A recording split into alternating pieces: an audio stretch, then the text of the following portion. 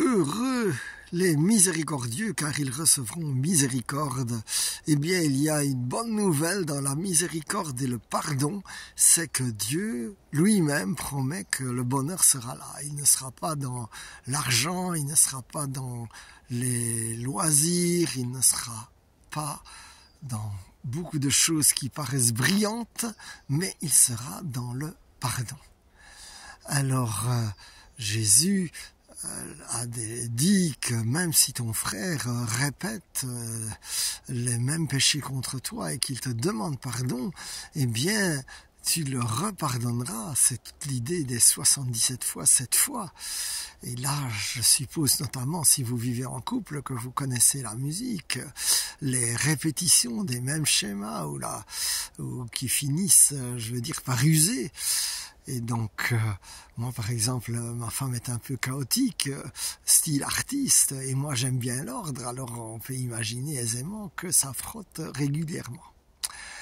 Mais il y a aussi les gros pardons, les pardons impossibles, tellement que l'offense a été énorme et le traumatisme très important. Et alors que j'étais à Troussure pour prêcher le week-end dernier, en fait, j'avais d'abord pensé demander un témoignage à quelqu'un, mais comme je ne trouvais personne, alors qui était prêt à faire ça, alors j'ai été dans la Bible et j'ai vu dans Genèse Joseph, qui est un exemple du pardon impossible.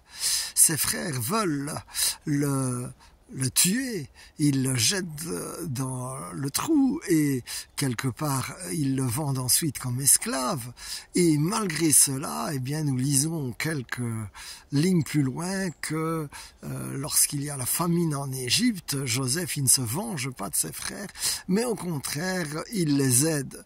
Toujours le même Joseph d'ailleurs aurait pu avoir plein de rancœur contre Potiphar, celle qu'il accuse faussement d'abus sexuels, ce qui fait qu'il se retrouve en prison. Et ensuite, il est élu à la droite de Pharaon comme deuxième personnage de l'Égypte, et ce n'est pas pour ça qu'il profite de l'occasion pour se venger. Alors, mon frère, ma sœur, c'est tellement plus haut que de ne pas profiter de l'occasion pour se venger. Et la parole de Dieu, qui est la vérité, te promet que lorsque tu feras miséricorde, eh bien, tu seras heureux. Alors je prie que cette onction de paix, de miséricorde vienne sur toi maintenant au nom de Jésus de Nazareth. Amen, amen, amen.